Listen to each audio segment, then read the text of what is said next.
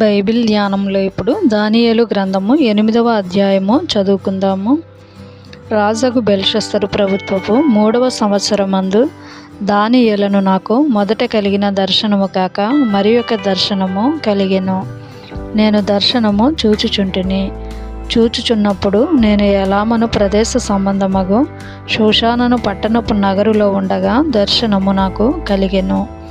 నేను ఊలయి అను నది ప్రక్కన ఉన్నట్టు నాకు దర్శనము కలిగెను.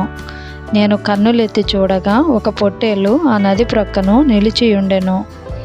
దానికి 2 కొమ్ములు, ఆ కొమ్ములు ఎత్తైనవి గాని ఒకటి రెండవ దానికంటే ఎత్తుగా ఉండెను.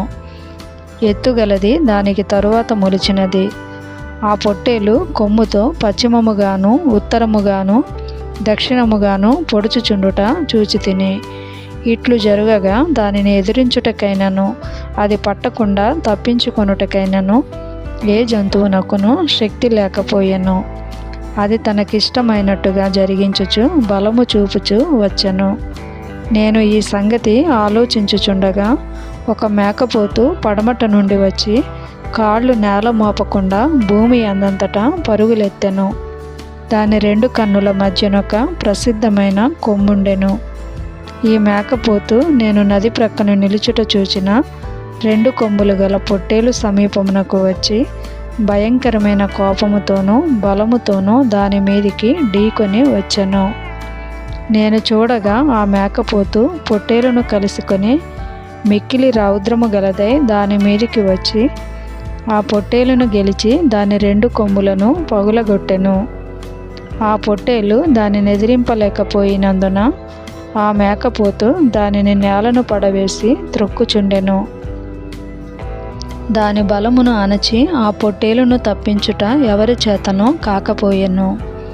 ఆ మేకపోతు అత్యధికముగా బలము చూపుచు వచ్చెను. అది బహుగా పుష్టి నొందగా దాని పెద్ద కొమ్ము విరిగెను. విరిగిన దానికి బదులుగా 4 ప్రసిద్ధమైన కొమ్ములు ఆకాశపు నలుదిక్కులకు 4 పెరిగెను. ఈ కొమ్ములలో ఒక దానిలో నుండి ఒక చిన్న కొమ్ము మొలిచెను. అది దక్షిణముగాను తూర్పుగాను ఆనంద దేశపు దిక్కుగాను అత్యధికముగా బలిసెను. ఆకాశ సైన్యమునంటున్నంతగా పెరిగి నక్షత్రములలో కొన్నిటిని పడవేసి కాళ్ల క్రింద అనగద్రొక్కుచుండెను. ఆ సైన్యం యొక్క అధిపతికి విరోధముగా తన్ను హెచ్చించుకొని అనుదిన బలి అర్పణమును నిలిపివేసి ఆయన ఆలయమును పడద్రోసెను. అతిక్రమము జరిగినందున అనుదిన బలిని నిలుపు చేయుటకై ఒక సేన అతనికి ఇయ్యబడెను. అతడు సత్యమును వ్యర్థపరచి ఇష్టానుసారముగా జరిగించుచు అభివృద్ధి నొందెను. అప్పుడు పరిశుద్ధులలో ఒకడు మాటలాడగా వింటిని. అంతలో మాటలాడుచున్న ఆ పరిశుద్ధునితో మరి ఒక పరిశుద్ధుడు మాటలాడుచుండెను. ఏమనగా అనుదిన బలిని గూర్చియు అతిక్రమము జరిగినందున సంభవించు నాశనకరమైన హేయ వస్తువును గూర్చియు కలిగిన ఈ దర్శనము నెరవేరుటకు ఎన్నాళ్ళు పట్టుననియు ఈ ఆలయ స్థానమును జనసమూహమును కాళ్ళ క్రింద త్రొక్కబడుట ఎన్నాళ్ళు జరుగునో అనియు మాటలాడుకొనిరి. అందుకతడు 2300 దినముల మట్టుకే అని నాతో చెప్పెను. అప్పుడు ఆలయ పవిత్రతను గూర్చిన తీర్పు తీర్చబడును. దానియేలును నేను ఈ దర్శనము చూచితిని. దాన్ని తెలుసుకొనదగిన వివేకము పొందవలనని ఉండగా మనుషుని రూపము గల ఒకడు నా ఎదుట నిలిచెను. అంతటా ఊలయ్య నదీ తీరముల మధ్య నిలిచి పలుకుచున్న ఒక మనుషుని స్వరము వింటిని. అది గబ్రియేలు ఈ దర్శన భావమును ఇతనికి తెలియజేయమని చెప్పెను. అప్పుడు అతడు నేను నిలుచున్న చోటునకు వచ్చెను. అతడు రాగానే నేను మహాభయముంది సాష్టాంగపడి తిని. అతడు నరపుత్రుడా, ఈ దర్శనము అంత్యకాలమును గూర్చినదని తెలుసుకొనుమనెను. అతడు నాతో మాటలాడుచుండగా నేను గాఢ నిద్ర పట్టిన వాడనే నేలను సాష్టాంగపడి తిని గనుక అతడు నన్ను పట్టుకొని లేవనెత్తి నిలువబెట్టెను. మరియు అతడు ఉగ్రత సమాప్తమైన కాలమందు కలుగబోవునట్టి సంగతులు నీకు తెలియజేయుచున్నాను.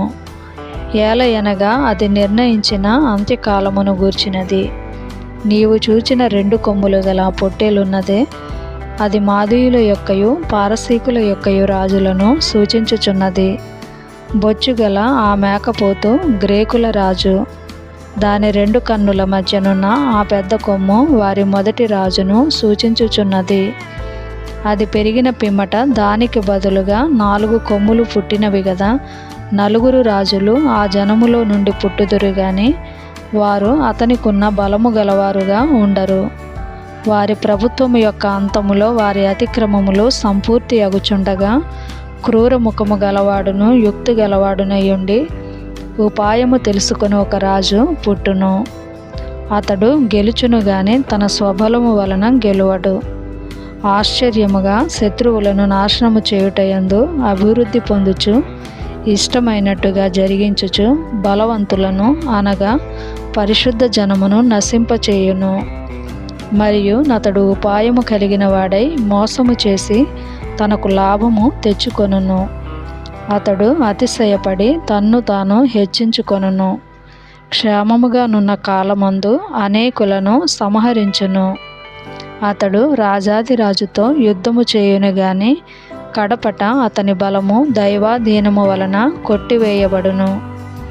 ఆ దినములను గూర్చిన దర్శనమును వివరించియున్నాను. అది వాస్తవము. అది అనేక దినములు జరిగిన పిమ్మట నెరవేరును. నీవైతే ఈ దర్శనము వెల్లడి చేయకుమనెను. ఈ దర్శనము కలుగగా దానియేలును నేను మూర్ఛిల్లి కొన్నాళ్ళు వ్యాధిగ్రస్తుడనై ఉంటిని.